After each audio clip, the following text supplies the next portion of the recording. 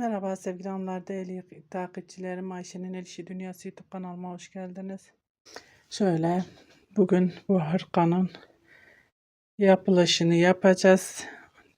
Şöyle iplerimi size şöyle moli, pulina, şöyle abiyelik, pullu, payetli bir ip, abiye ip deniyor bu ipe hanımlar. Şöyle ip renk numaram 13 numara. Şöyle 145 metre ipimiz, 50 gramlıktırlar bunlar. Bunu kullandım. Bundan şöyle 8 taneden bu kaldı hanımlar. Şöyle anlatayım. 8 taneden bu kaldı. Bu da şu ikisini beraber kullanacağız. Böyle bir hırka için bu kadar gidiyor. Bu ipim de şöyle Nako Elite Baby. Bundan da 100 gramlık 7 tane kullandık. Şöyle ipimin renk numarasını vereyim. 4672 şöyle söyleyeyim 4672 ipimizin renk numarası. Bu Nako Elite Baby'nin anti peeling bir ip kullandım. Bundan 7 tane, bundan şöyle 8 tane olması gerekir hanımlar. Böyle bir hırka için. Hırkam 42-44 beden için salaş bir hırka ben yaptım. Siz yapacağınız hırkaya göre değişir. Daha büyük beden yaparsanız tabii ki daha fazla ip gider. Daha küçük beden yaparsanız, daha düz bir şekil yaparsanız daha az ip gider. Şimdi ölçülerimi de size söyleyeyim hanımlar. Şöyle vurduğumda zaten kaç ilmek olduğunu onu sizinle paylaşacağım. Ben sadece şöyle mezurayla ölçmek istiyorum. Onu sizinle paylaşmak istiyorum. Bunun ölçülerini vermek istiyorum. Şöyle bütün genişlik vereyim size önceden. Şöyle.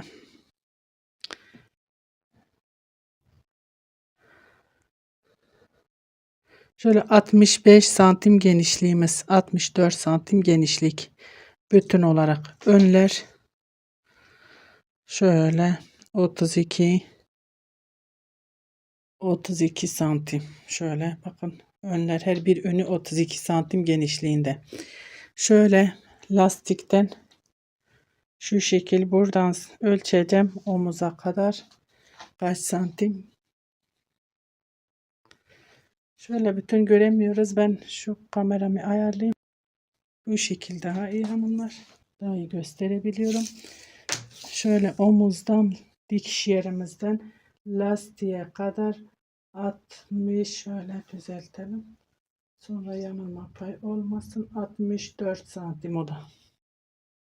64-65 santim hanımlar. Bakın şu kol altına kadar kesime kadar kaç santim örmüşüz onu da şöyle ölçeyim. 50 santim.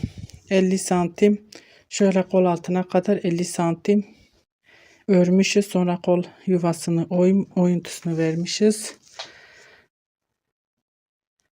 Şunun boyunu da şöyle kol altı yuvası kaç santim örmüşüm onu da sizinle paylaşmak istiyorum. 23 santim.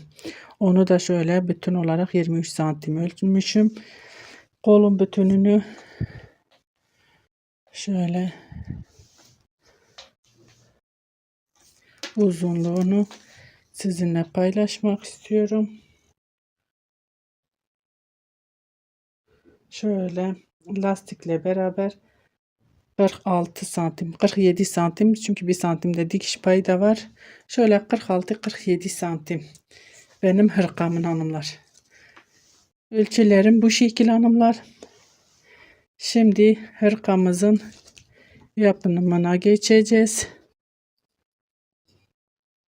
Beraber örmeye başlayacağız inşallah.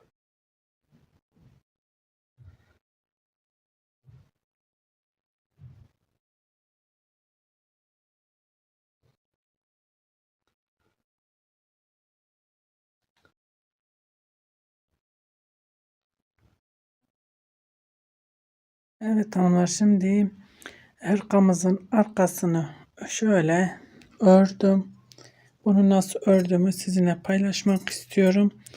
Şöyle 100 ilmekle başlıyoruz. Şöyle 50 çift ilmekle 100 ilmekle başladım. Lastiğini iplerim Nako Elite Baby renk numarası 4672. Şöyle 46-72 diyeyim. Şöyle abiye dediğimiz iplerden, pullu abiye ipte kullanacağım. Beraber ikisini beraber öreceğim hanımlar. Molly Pulina Molly Pulina No 13. İpimizin renk numarası da No 13. Şöyle ben lastiğimi 2 kat ördüm. Şişlerim de 5 numara. Ben 5 numara şiş kullanıyorum hanımlar. Siz daha gevşek isterseniz daha kalın tipte kullanabilirsiniz. Ben çünkü şöyle iplerim ikisini beraber kullanacağımız için baya bir kalıntı oluyor. Gördüğünüz gibi bir de Selanik ördüm. Ben lastiğimi de 2 katlı şöyle tek renkli iple yaptım. Pulsuz ipten yaptım.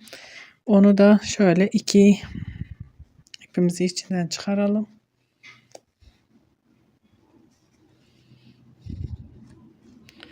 Şöyle kenara alıyoruz.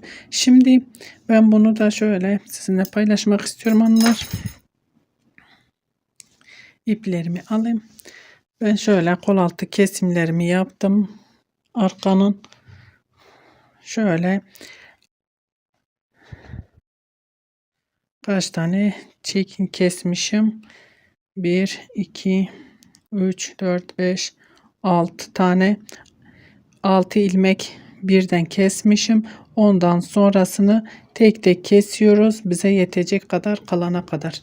Zaten şöyle salaş bir hırka. Omuzlarından da şöyle ayırdım. Şöyle 4-5 sıra ördüm. Arkayı enseyi şöyle ayırdım. Örmedim. Şişin üstüne koydum. Zaten yakayı yapacağımız zaman önünden alacağımız için hiç ona gerek yok. Böyle bu şekilde şişin üstüne bırakırsanız sizin için kolaylık oluyor. Omuzlar da aynı şekilde. Omuzları bu şekilde birleştireceğim hanımlar. Kesim yapmayacağım. Bu şekilde ön tarafın omuzlarını da bu şekilde açık bırakacağım. Beraber onu da zaten göstereceğim. Nasıl birleştirdiğimi göstereceğim size. Şöyle bu şekilde ayırdım. Çok şu ensemiz çok ense kökümüze girmesin diye daha biraz geride kalması için şöyle 4-5 sıra ördüm. O sizin zevkinize kalmış bir şey. Şimdi şişlerimi alıyorum.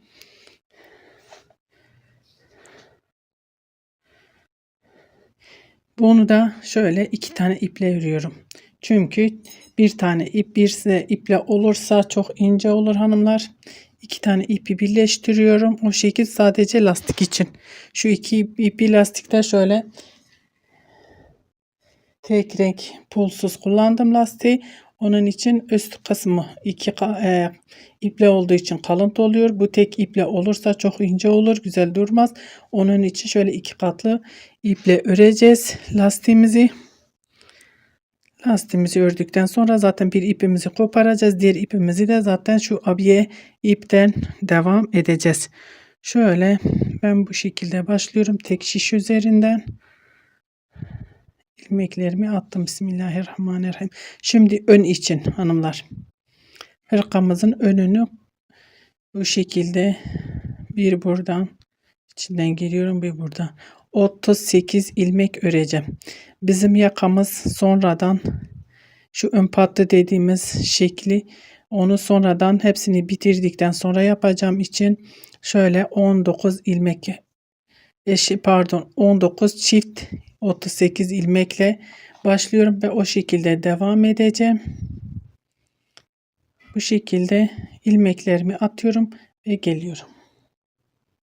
Evet hanımlar, şöyle 38 ilmeğimi attım. Şöyle bir düğüm atıp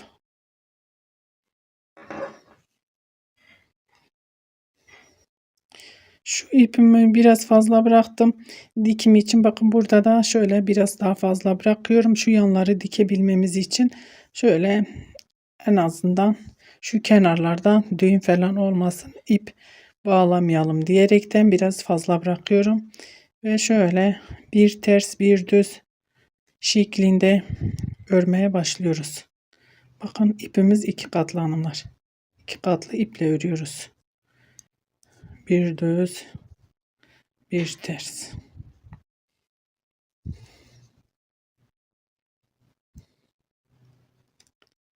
Bir düz, bir ters. Bir düz, bir ters. Bir düz örüyorum, bir ters örüyorum. Bu şekilde sıramızı sıra sonuna kadar bu şekilde devam ediyoruz hanımlar. Burada olduğu gibi bakın. Bir ters, bir düz lastiğimiz.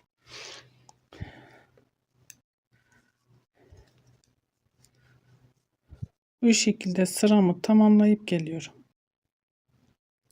Evet hanımlar, sıramı tamamladım geldim. Şimdi burada sadece başlangıç olduğu için alt sıra olduğu için ilk sırayı ördük.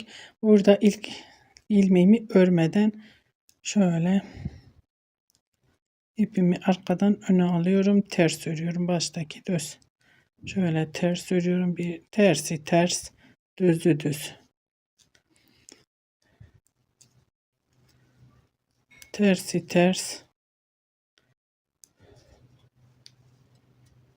düzü düz örüyoruz.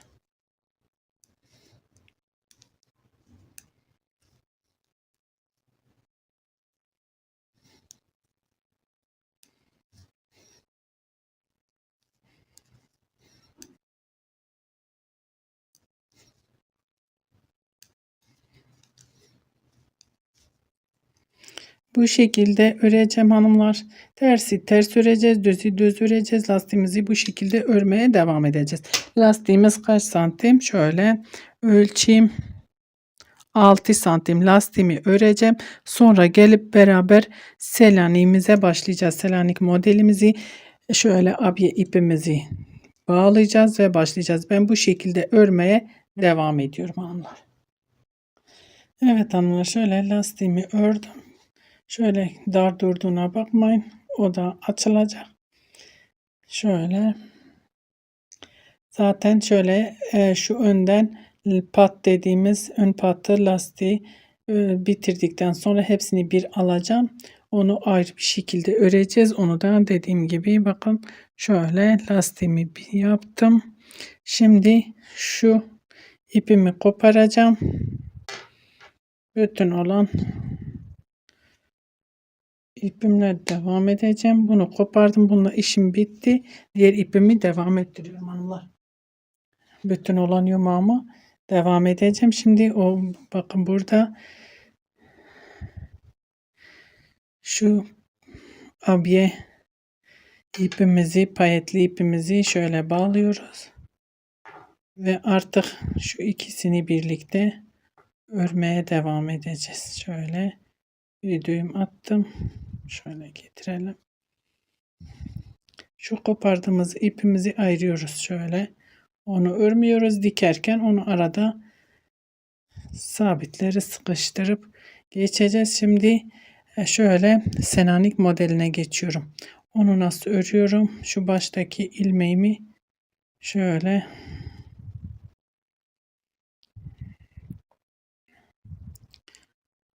bu sefer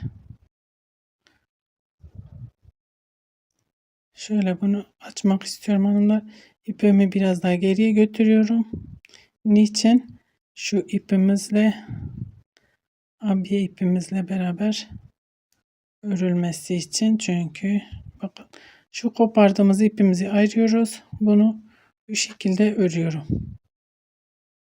İlk ilmeğimizi örmeden alacağız ya.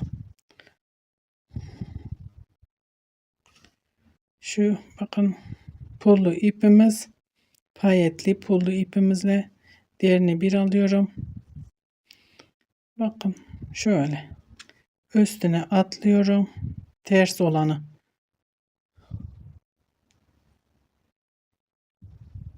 Şu kopardığımız ipimizi ayırıp örmeden alıyorum. Düzü örüyorum. Tersi örmeden alıyorum. Üstüne ip dolayıp alıyorum. Düzümü örüyorum. Tersimi şöyle bakın üstüne atıp örüyorum. Düz olanı örüyorum. Tersi üstüne ip atlayıp bırakıyorum örmeden. Düzümü örüyorum. Tersimi örmeden alıyorum.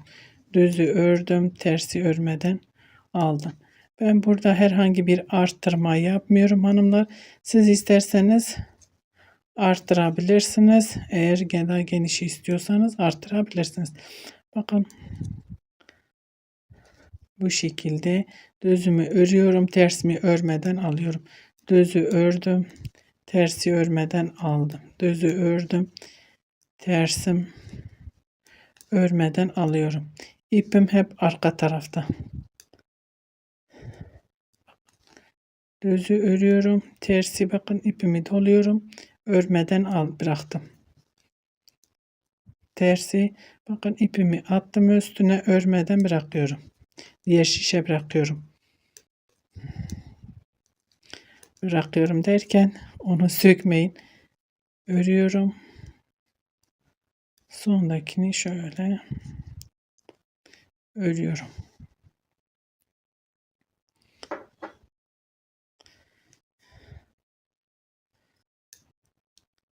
Onu baştakini örmeden aldım. Bakın önündeki ters. Onu bakın ip doluyorum. Örmeden aldım. Düzümü üstünde iple beraber örüyorum. Tersin üstüne ip atlıyorum. Örmeden alıyorum. Düzümün üstüne bakın şöyle ipi atlamıştık ya diğer sırada. İkisini beraber örüyorum. Düzümü örmeden ip atıp atlıyorum. Düzünü örüyorum. Düzümüzü iki iple beraber örüyoruz. Bakın hanımlar şu üstüne attığımız iple ilmeğimizi beraber örüyoruz. Diğer sırada bakın burada şimdi örmüyoruz ya ipi atlıyoruz. Sonraki sırada bunun gibi ikisini bir öreceğiz. Örmeden alıyorum ipimi doluyorum. Düzümü üstüne attığımız iple beraber örüyoruz. Tersi örmeden ipimi dolayıp alıyorum. Düzümü bakın şöyle göstereyim. İki iple beraber alıyorum. Tersi ipimi doluyorum, bırakıyorum, örmeden alıyorum. Diğer şişe düzümü iki ipimi beraber alıyorum. Bakın beraber örüyorum.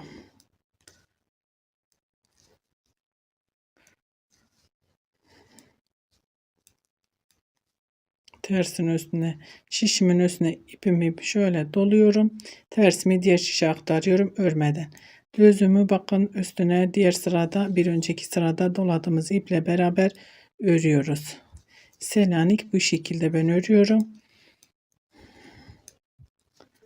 Çok da kolay, çok da şık bir model. Selanik modası geçmeyen bir model.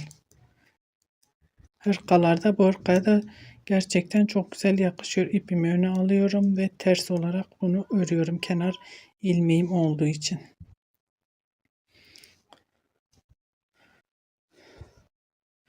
Bakın bunu şimdi düz bir şekilde ilmeğimin üstüne aldım. Bu önümdeki ters. Bakın şöyle ipimi doluyorum bırakıyorum. Düzümü ipin üstüne doladım. İple beraber örüyorum. Tersimi üstüne şişimin üstüne doluyorum bırakıyorum diğer şişe. Düzümü iki ipini beraber örüyorum. Bakın şu üstüne doladığımız iple beraber örüyoruz.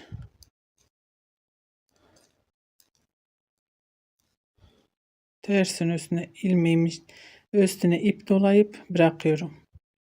İkisini bir örüyorum. Bakın şöyle ipimi şişime dolayıp şöyle bu şekilde örüyoruz.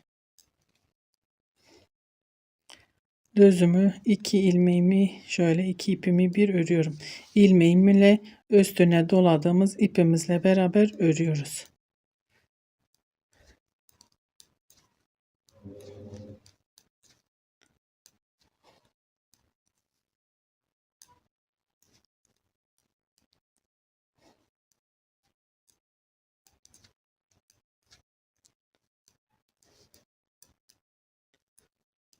Üstüne ip doluyorum. Tersimin, düzümün ip ile beraber üstüne doladığımız bu iple beraber örüyoruz. Tersi düz şekil. Şöyle öne alıyorum. Ters örüyorum. Bakın iki ipimi beraber örüyorum. Bu şekilde örmeye devam edeceğim hanımlar. Bakın yine önümdeki ters. Bunu örmeden alıyorum. Şöyle doluyorum, bırakıyorum, örmüyorum. Düzümü iki ipimi üstüne doladım, iple beraber örüyorum. Tersin üstüne ipimi atladım, örmeden bıraktım. Diğer şişe beraber örüyorum. Terse ipimi doluyorum, diğer şişe bırakıyorum. Bunu beraber şöyle iki ilmeği beraber örüyorum. İki ilmek değil, üstüne doladığımız iple beraber. Onu bu şekilde öreceğim. Burada yaka kesimi olmuyor hanımlar, bu modelde, benim yaptığım modelde yakamız düz bir şekilde çıkıyoruz. Kol altına gelene kadar örmeye devam edeceğim. Diğer yaka önü de yapacağım aynı şekilde. Ve kolun lastiğini de yapacağım. Kolumun lastiği hanımlar yine 38 ilmekten oluşacak. Aynı şekilde ilmek sayısı, ben şöyle dar bir geniş ve dar bir kol lastiği istiyorum. Onun için şöyle 9,5 santim kadar lastiğimi öreceğim ve sayılar aynı. Şöyle 38 ilmek. 38 ilmek öreceğim ve 9,5 santim ördükten sonra beraber kolda şöyle yanlarda artırma yapacağım. Onu da beraber yapacağız hanımlar. Ben şimdi bu şekilde örmeye devam edeceğim. Şöyle kol altına gelene kadar. Evet hanımlar, şöyle hırkamızın her iki önünü de yaptım. Şöyle burası bizim, şu lastiğin düz kısmı bizim ön yüzü oluyor. Hırkamızın ön yüzü oluyor. Şu da şöyle tırtıklı olan arka yüzü. Şimdi hırkamızın arkasını, ön yüzü arkaya gelecek şekilde koyduk. Şöyle göstereyim. Serdik onu. Şöyle önleri üstüne katıyoruz. Ön yüzü bize doğru. Her iki tarafında ön yüzü bize doğru hanımlar.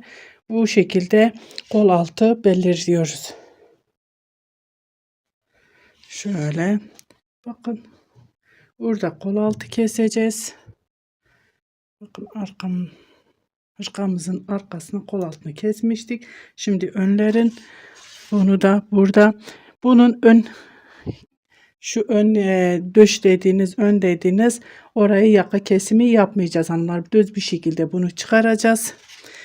Şu ön patını sonradan bitirip diktikten sonra hepsini beraber şu misinalı şişe takıp öreceğiz. Onu da göstereceğim.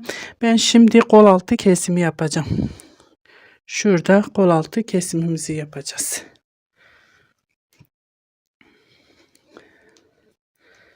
Şöyle şişim misinalı ipimi kendime doğru alıyorum. İkisini bir şöyle örüyorum. Bir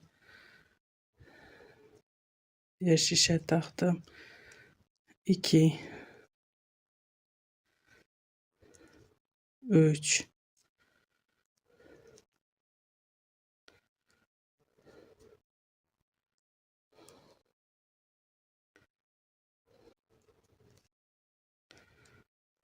4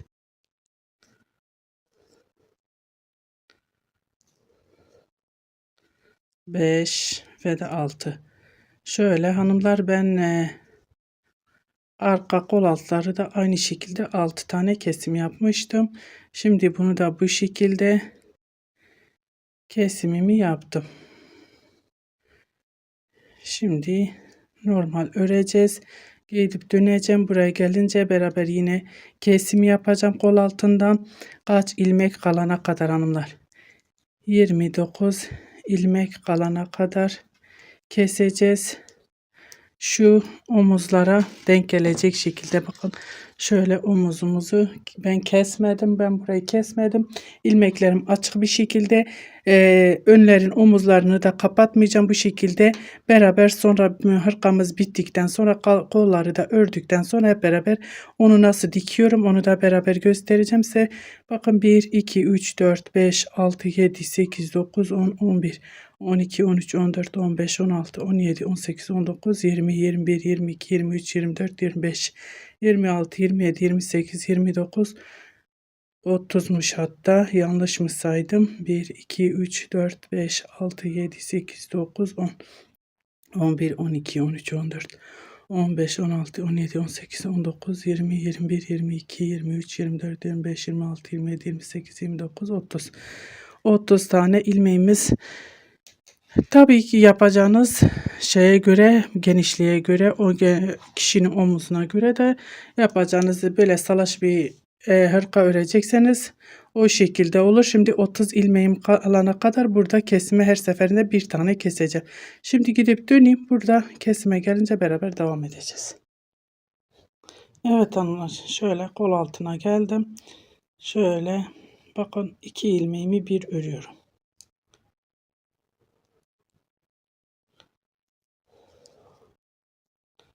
İpimi arkaya alıyorum ve modelimi örmeye devam ediyorum. Bu şekilde bir sıra daha, bir ilmek daha keseceğiz. 30 ilmeğimiz kalmış olacak. O şekilde örmeye devam edeceğim hanımlar.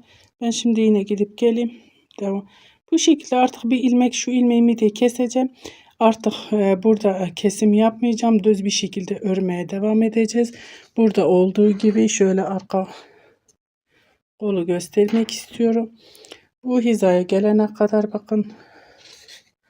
Bu hizaya gelene kadar böyle düz bir şekilde keseceğim. Kesme bittikte kesmeyeceğim, pardon. Bir ilmek daha kesip artık kesimi bitireceğim. Düz bir şekilde bu hizaya kadar örmeye devam edeceğim. Şimdi şöyle, bu bizim sağ ön. Bu bizim sağ ön. Şimdi solu keseceğim. Bakın hanımlar, bu da sol. Bakın o da düzü bizim tarafımızda. Ve şöyle solum benim sağıma gelecek. Benim sağımdan kesiyorum ama sol taraf. Bakın şöyle göstereyim. Hırkanın üstünde ikisi karşı karşıya şöyle bırakırsınız. Bakın bunu burada kestik. Bunu da buradan kesiyoruz. Yine aynı şekilde 6 tane ilmek. Burada 6 ilmeğimi kesiyorum bir seferde. Şöyle bir seferde derken böyle bir diğer ilm şişimi alıyorum. 2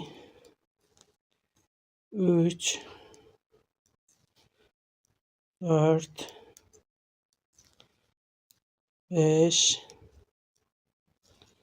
ve 6. Bu şekilde örmeye devam edeceğim. Bunda yine 2 sıra şöyle 2 ilmek sonradan her bir sırada bir ilmek keseceğim ve düz örmeye devam edeceğim. Burada ilmeklerimizi 30 tane ilmeğimiz kalacak. Onları kapatmayacağız. Dediğim gibi onları o şekilde birleştireceğim omuzdakilerini. Ben şimdi bunları örmeye devam ediyorum. Bitirdikten bu şekilde şimdi kollara geçeceğiz. Bitirdikten sonra kollara geçeceğiz. Evet hanımlar, şöyle şimdi kolumuzun yapımına geçiyoruz. Kolumuzu şöyle lastiğim 28 ilmekten oluşuyor ve şöyle 9,5 santim genişliğinde 38 ilmek hanımlar. Şimdi 2 katlı ipten ördük. İpimin birini koparttım. Şöyle abiye dediğimiz pullu ipimizi, payetli ipimizi bağladım. Şimdi şöyle son ördüğüm ilmeğimi açıyorum. Şu payetli ipimi şöyle biraz daha geriye alıyorum. Çünkü ilk ilmeğimizi örmeden alıyoruz ya hanımlar. Bu şekilde onu da sizinle paylaşmak istiyorum. İkisini bir şöyle alıp son ilmeğimi şöyle payetli iple örüyorum.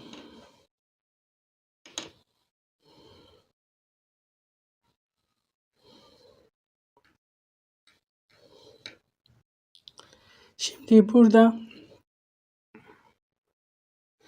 kolumuzda artırma yapacağız. Artırmayı şu dışta, şu iki tarafta da burada bu şekilde bir tane ilmek artırarak başlıyorum.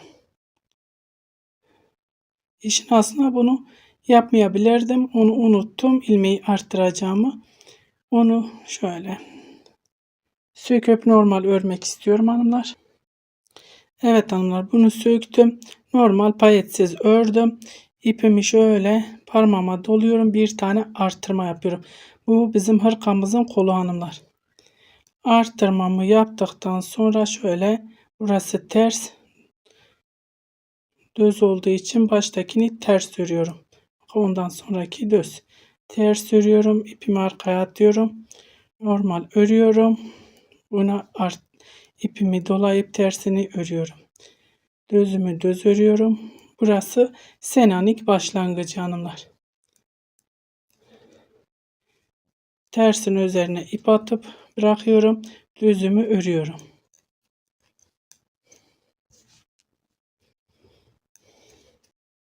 Düzü düz örüyorum. Tersin üzerine ip dolayıp örüyorum. Sonuna kadar bu şekilde örmeye devam ediyorum hanımlar.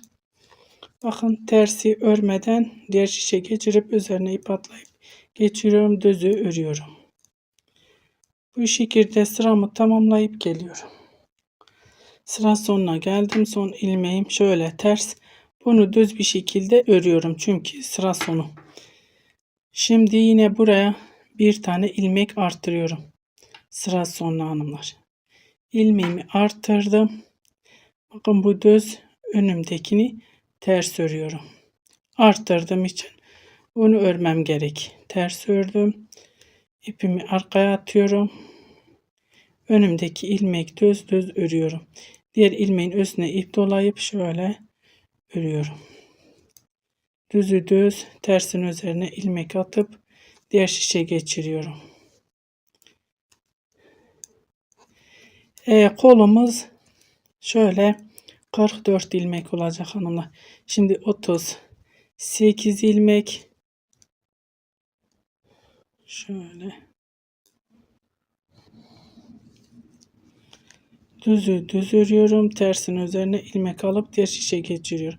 Bakın, bunlar iki tane ip üzerine, şişin üzerine doladığımız iple beraber örüyoruz. Ben şimdi yine sıra sonuna kadar öreyim. Orada yine arttırmaya beraber yapacağız. Evet hanımlar, sıra sonuna geldim. Bakın, son iki ilmeğim tersin üzerine atlıyorum. Örmeden alıyorum. Düzümü düz bir şekilde örüyorum. Şimdi burada yine arttırma yapacağız. Her sıra başında, sıra sonunda arttırma yapıyoruz. Şöyle yine bir tane arttırma yapıyorum. Bunu düz bir şekilde örüyorum. Çünkü yanındaki ters.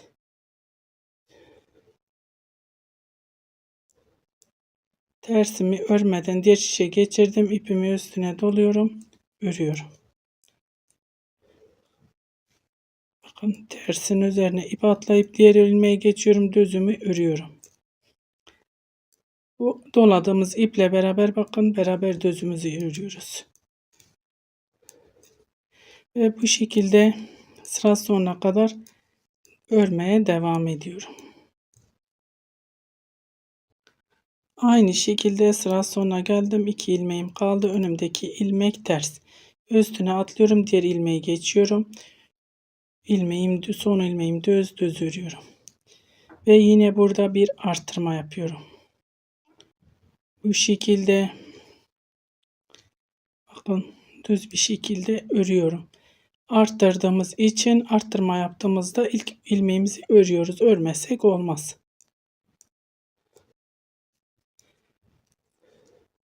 Ve hemen yanındaki ters, üstüne atlayıp diğer şişe geçiriyorum. Örmüyorum. Önümdeki düz örüyorum. Tersi örmeden düzü örüyorum. Tersi örmeden diğer şişe üstüne ip alıp diğer şişe geçiriyorum.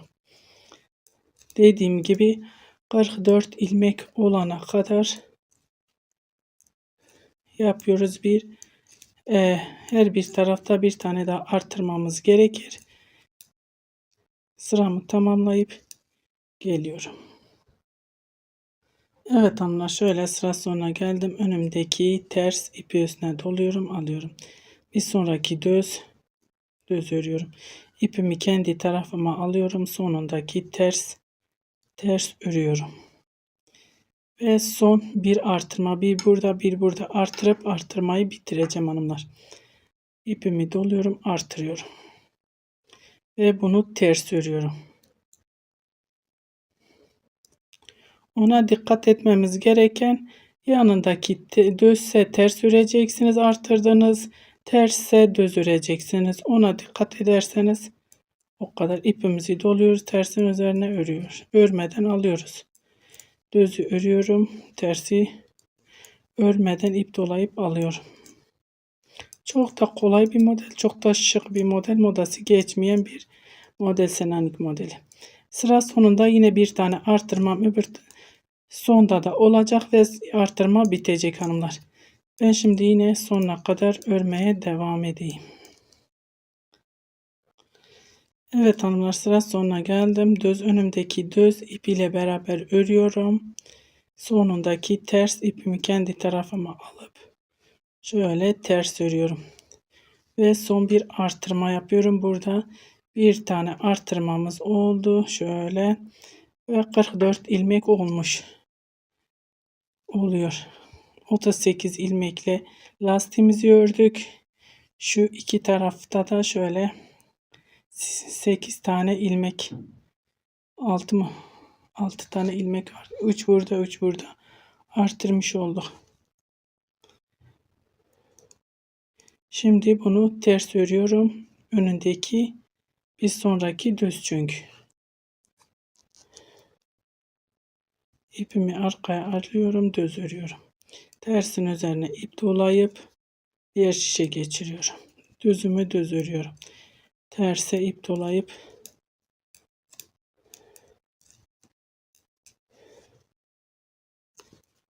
ben daha önce diğer kolu ördüm hanımlar. Şimdi bu şekilde onu sizinle paylaşmak istiyorum. Artık artırmamız olmayacak. Şöyle göstereyim size. Bakın kolumuz bu şekilde geniş salaş bir kol. Bakın burada artırmamı şurada yaptığım için bu şekil çok da güzel oldu. Şu iplerimi kestiğim için diğer pullu abiyeli ipi eklediğimiz için şöyle ipler var. Diktiğim zaman onları da zaten orada kaybedeceğim için daha sağlam olur. Onun için şimdi ben karışmıyorum ona. Dikişte onları yok edeceğim. Kolumuz bu kadar hanımlar. Kolumuz, bunu bitirdim, kestim. Omuzlarımız geniş, düşük omuzlu bir hırka yapıyorum. Onun için kolum daha kısa. Kolumda herhangi bir kesim yok. Düz bir şekilde bakın yapıp bitirdim. Herhangi bir kesim yok. Sadece şöyle geçirmeli. Dikeceğiz bu şekilde. Herhangi bir kesim yapmadım. Çünkü omuzlar baya düşük geldiği için bunu bu şekilde yaptım. Ben şimdi bu kolumu da bu şekilde yapıp bitireceğim. Hepsini bitirdikten sonra dikimiyle yakasıyla hepsi beraber yapmaya devam edeceğiz.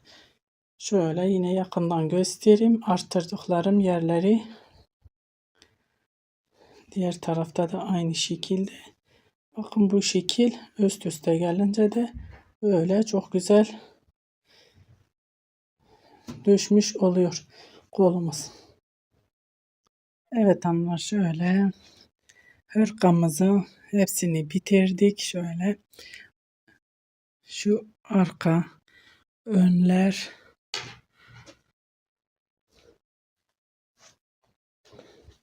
ve iki kolumuz bu şekilde bitirdik. Şimdi dikime geçiyoruz. Nasıl dikeceğim onu sizinle paylaşmak istiyorum. Şöyle kollarımızı kenara alalım. En son kolları dikeceğiz. Şöyle hırkamızın arkasını, ön yüzü size doğru gelecek. Ters iç yüzü de masaya doğru. Bakın dışa doğru. Bakın şöyle ön yüzü bize doğru. Diğeri ve bunun da ön yüzünü diğer ön yüzün üstüne Bu şekilde bakın şöyle her iki ön yüzü birbirine bakacak şekilde ayarlıyoruz. Üst üste koyuyoruz. Şöyle kenardan dikeceğiz. Onu dikmeden önce şöyle omuzları kapatmadan birleştireceğim. Onu sizinle paylaşacağım hanımlar. Şöyle kenarda ipimizi biraz bırakmıştık fazla. Şimdi iki şişimizi bu da bizim ense bölümümüz. Onu da kapatmadım. Onu da o şekilde yakayı alınca onu da şişin üstüne ekleyeceğim. Bunu ikisini bir alıyorum. Şöyle ucu kalın bir tığımı aldım. İpimiz kalıntı olduğu için tığımız kalıntı olacak. İkisini bakın ters. Bu onun iç yüzü ters. Tersi. Hırkamızın tersi, örgümüzün tersi. Şöyle şimdi kameramı ayarlayıp dikime başlayalım. Evet hanımlar, şöyle iki şişimizi yan yana getiriyoruz. Bakın bir ilmek buradan alıyorum. Şöyle geçiriyorum. Bir ilmek diğer taraftan alıyorum. Tığımın üstüne ipimi doluyorum. İlmeklerin içinden aldım. Şöyle iki ilmeğimi bırakıyorum. Şunu biraz şöyle gevşek bırakıyoruz hanımlar. İpimiz baya bir gevşek olsun. Bakın burada ipimizin üstüne dolamışız ya. Şişimizin üzerine, ilmeğimizin üzerine ikisini şöyle bir bakın karşılıklı bir şişten bir diğer şişten alıyorum beraber. Şunu tığımın üstündekini yan önümdeki şişin üstüne ekliyorum. İçinden geçiriyoruz bakın. Bir buradan bir buradan alıyorum. Şöyle beraber örüyorum. Onları bıraktım. Şöyle iki ilmeğimi bırakıyorum. Bu ilmeğimi uzattım. Şişin üstüne tekrar koydum. Buradan bir ilmek, buradan bir ilmek diğer şişten. İlmeğimi doladım. Şöyle zincir çeker gibi yapıyoruz. Tekrar önümdeki şişe koydum. Tığımın üstündeki ilmeği. Şöyle bir bu şişten bir bu şişten ilmek alıyorum. Beraber şöyle kapatıyorum. Tekrar tığın üstündekini şişin üstüne ekliyorum. Bir buradan bir buradan. Alıyorum her şişimden bir tane. Bu şekilde tığın üstündekini yine şişe aldım. İkisini beraber bakın bu şekilde kapatıyorum. Şimdi kameranın önünde kapatmak biraz daha zor. Bu şekilde bakın böyle bir görüntüsü olacak zincir gibi. Bunu sıra sonuna kadar devam edeceğim. Sıram bakın burada zaten şu omuzu aynı teknikle aynı şekilde bakın kapattım. Ve şimdi bunu bitiriyorum. Yanları dikmesine geçeceğiz. Evet hanımlar şöyle omuzları şöyle birleştirdik. Bakın şöyle göstereyim size. Düzlerin düze tersin terse denk gelmesini dikkat edin bakın. Bu şekilde tersler terslere düzler düzlere omuzdaki. Ona dikkat edin. Ve şimdi yanlarını dikmeye başlıyorum. Şöyle ipimi burada bıraktığım ipim vardı. Şöyle iki katlı iple şöyle yanını dikmeye başlıyorum. Şuradan iğnemi geçiriyorum karşıdan.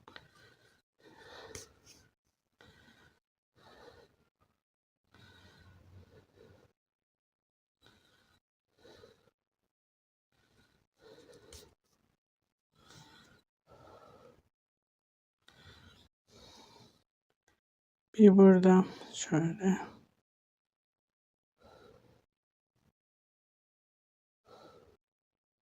Bir karşıdan.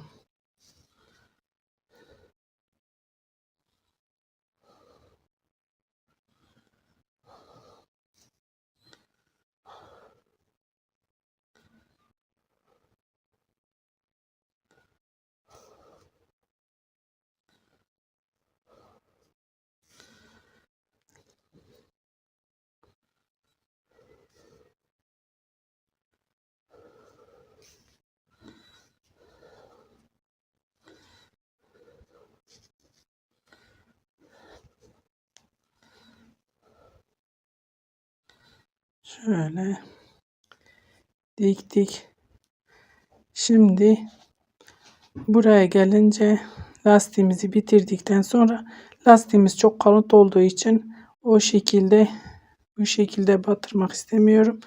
Burada bu şekilde dikiyorum. Üstten değil. Şöyle normal dikişte yaptığımız gibi battığımız yerin yanına hemen batıyoruz. Karşılıklı. Yine aynı şekilde karşılıklı. Ve bu şekilde dikmeye devam ediyorum sonuna kadar. Sonra kolları dikeceğiz. Evet hanımlar, şöyle hırkamızın yanlarını diktik. Gördüğünüz gibi şöyle düzgün bir şekilde dikişimizi yaptık. Her iki tarafını da diktim. Şimdi kolumuzu önce dikiyoruz. Sonra yerleştiriyoruz. Bakın burası kolumuzun ön yüzü. Ön yüzleri üst üste getirip arka yüzünden dikiyoruz. Bu şekilde bir buradan bir karşıdan şöyle batıra batıra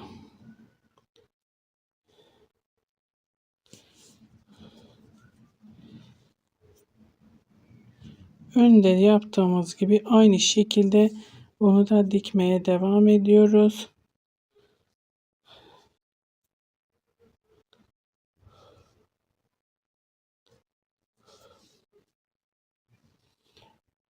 Ön yanları nasıl diktiksek aynı şekilde dikmeye devam ediyoruz. Şimdi buraya kadar dikmeye devam edeyim aynı şekilde. Evet hanımlar, şimdi geldik şu arttırma yerlerine. Şöyle ilmek ilmek.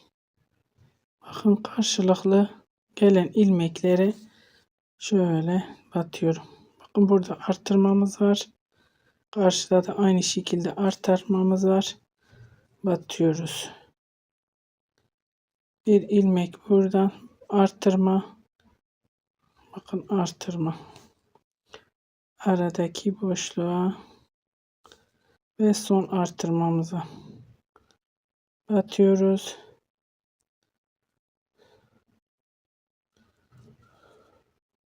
İpimiz bittiği yerden şöyle payetli olduğu için payetin içine batınca biraz zor geçebiliyor. Bu şekilde artık dikmeye devam edeceğim. Şu şekil karşılıklı diktikten sonra kola yerleştireceğiz. Onu da size göstereceğim hanımlar. Şimdi bu şekilde karşılıklı ilmeklerin içine batıyorum. Bir buradan bir karşıdan. Geri dönüyorum. Aynı şekilde karşılıklı olanlara.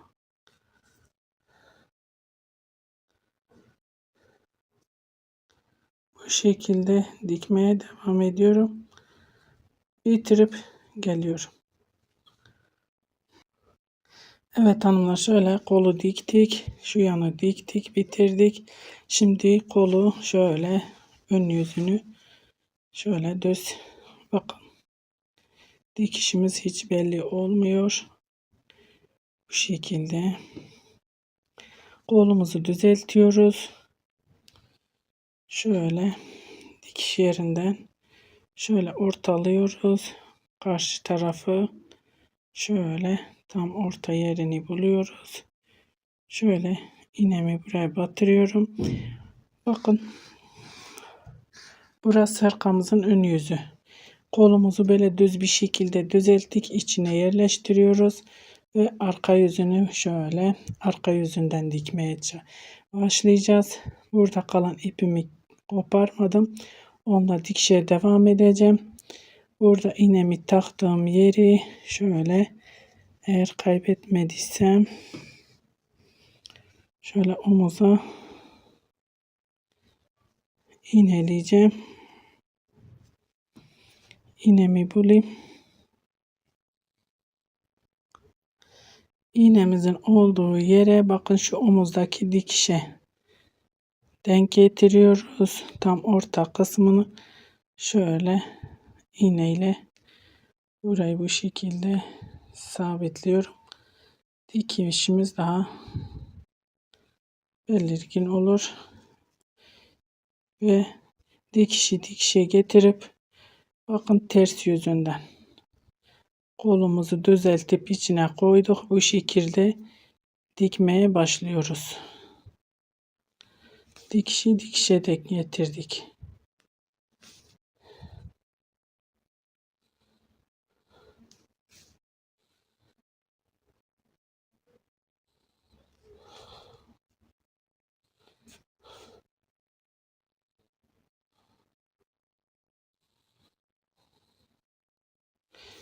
Bu şekilde bunu hepsini dikeceğim, birleştireceğim. Bu şekilde bakın, bu buraya, bu buraya, bu şekilde dikip bitirip geliyorum.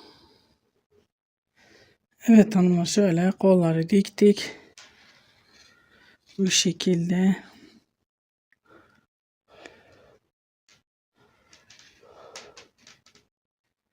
Her iki kolunu da taktım. Şimdi yaka kısmına geldik. Şu lastikten başlayacağım. Hepsini çarpa sara şöyle hepsini ilmek alacağım. Her iki tarafına önler. Şu yakadan hepsinden ilmek alıp ters düz öreceğim. Şimdi buradan başlayarak yakaya başlıyoruz. Evet hanımlar, şöyle yaka dediğim ön lastiği, ön pati. Buradan başlayarak önünden alacağım ve gide gele lastik öreceğim. Ben yaptım, siz yapmayın, kolları takmayın. Takmadan önce lastiğinizi örün ki daha hafif olacak. Bakın, ilk ilmekten şöyle şişimi batıyorum. İlmeğimi şöyle çıkarıyorum. Şurayı bağlayacağım.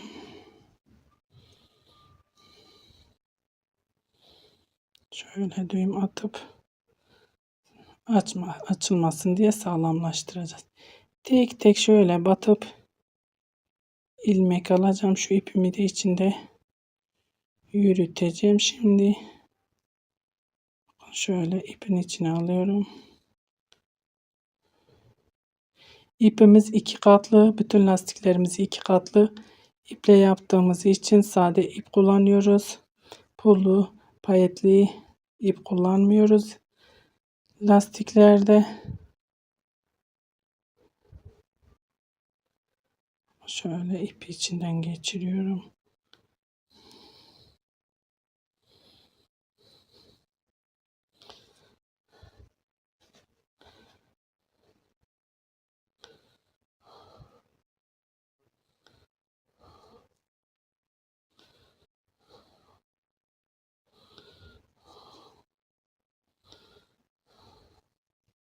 Bakın, iplerim iki katlı.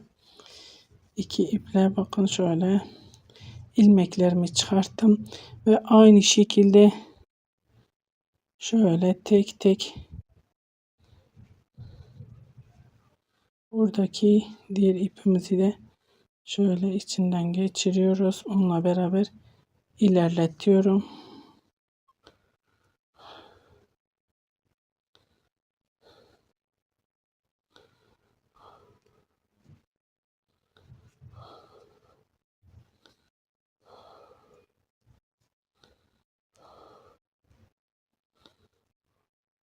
Tek tek şu ilmeklere batıyoruz. Önde ördüğümüz ilmeklerin içine batıyoruz.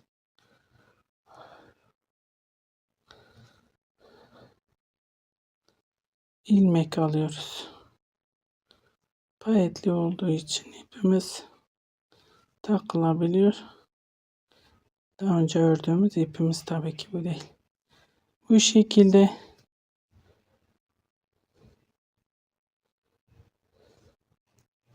ilmeklerimi hepsini bakın, hepsini alacağım. Şöyle geçireceğiz. Yaka şu arkaya gelince bunları da zaten diğer şişten bu şişimize geçireceğiz. Şimdi hepsini ilmek almaya devam ediyorum buraya gelene kadar. yaka kısmına şu sırta gelene kadar. Enseye gelene kadar. Evet hanımlar, şöyle hırkamızın bir önünü hepsini bu şekilde şişe geçirdik. Misilla'nın şişimize şu omuzda zaten bunu bırakıp bunu örmüştük. Burada da 1 2 3 4 5 tane aldım. Şöyle ve şimdi burada kalanları diğer misinaya, bu ince misina olduğu için 5 numara misina bir tane olduğu için bu şekilde şimdi bunu buraya geçirip diğer tarafta da aynı şekilde alacağız. Aldığınızda ilmeklerinizin her iki tarafın, önlerin sayıları aynı olmasına dikkat edin hanımlar. Benimki önler 108 ilmek oldu. Diğer tarafta da 108 ilmek olmak zorunda, eşit olması için. Ona da dikkat edelim. Şimdi bu şekilde bunu da bu misineye geçireceğim.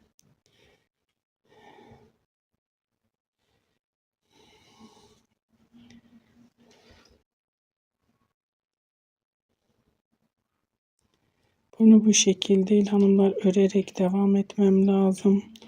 Onu unuttum. İpim geride kaldı. Şimdi bunu burada örüp devam edeceğim. Evet hanımlar, şu diğer ince şişimin üstünde olan şöyle ensemizdeki ilmekleri düzü düz, tersi ters öreceğim. Bu şekilde diğer şişe geçireceğiz çünkü ipimiz burada. Şöyle elim Selanik'e alıştığı için o biraz geçene kadar zorlanabilirim.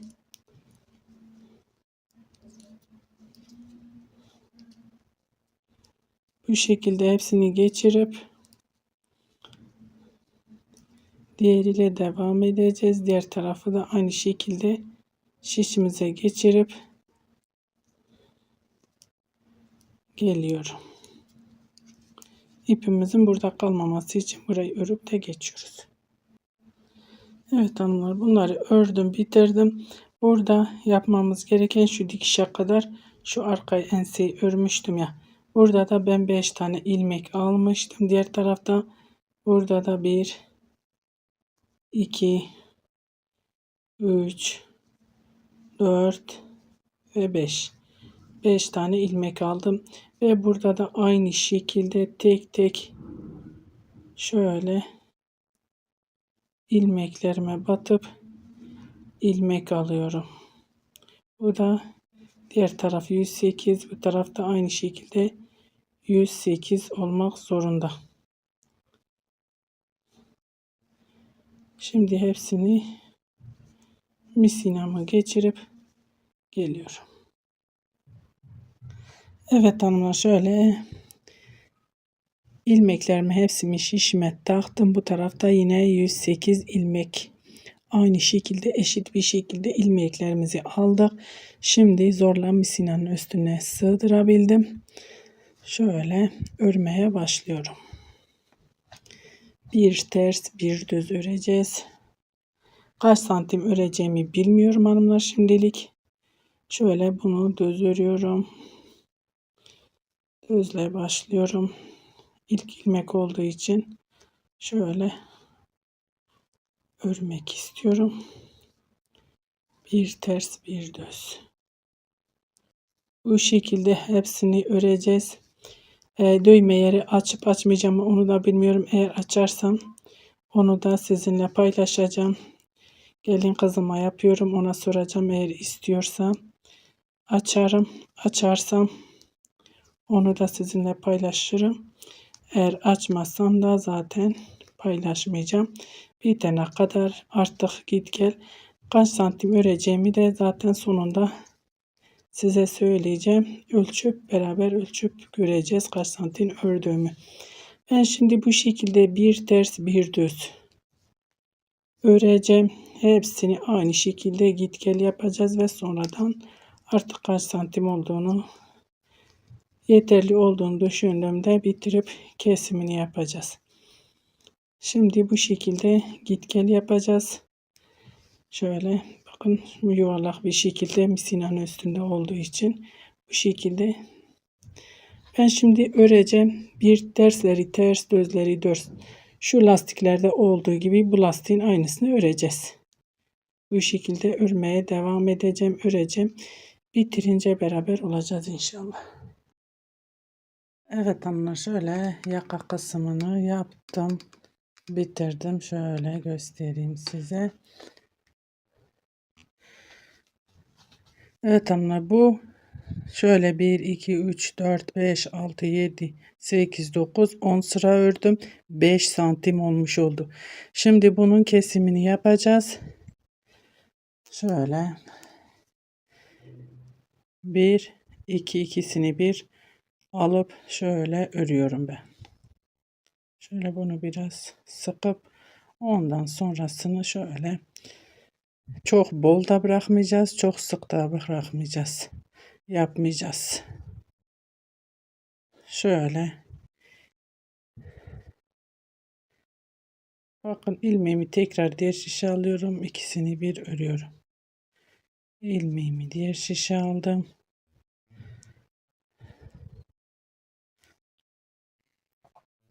İkisini bir örüyorum. Bu şekilde kapatıyoruz. Bakın.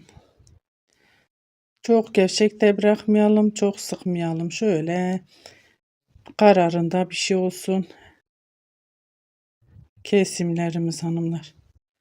İlmeklerimizi kestiğimiz. Ve bu şekilde hepsini kapatacağım. Bitirip geliyorum. Hırkamın son haliyle karşınızda olacağım inşallah. Bunu bu şekilde hepsini kapatıp geleceğim. Evet hanımlar, şöyle ön lastiğimi kapattım. Gördüğünüz gibi şöyle göstereyim size. Muhteşem bir hırka oldu. Gerçekten çok güzel oldu. Şöyle dediğim gibi salaş bir hırka yaptım ben.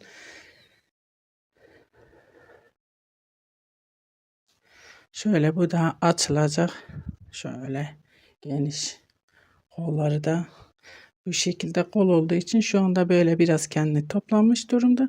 Şöyle görünüyor, daha ince görünüyor ama baya bir geniş salaş bir hırka.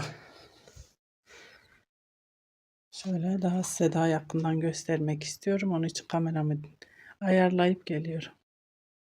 Şöyle daha detaylı göstereyim size.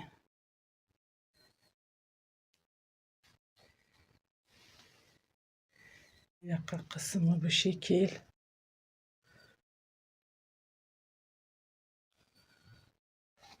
Şöyle pırıl pırıl payetli abiye ip deniyor buna. Abiye bir hırka yaptım. Gerçekten çok da güzel oldu. Çok beğenerek ve severek yaptım bir hırka. Umarım size de faydalı olmuşumdur. Beni tercih edip izlediğiniz için teşekkür ederim. Kanalıma abone olmayı unutmayın. Videolarımı beğenmeyi ve yorum yapmayı da unutmayın hanımlar. Abonelikler ücretsizdir. Beni tercih edip izlediğiniz için çok teşekkür ederim. Bir dahaki videomuzda görüşmek üzere. Hoşça kalın.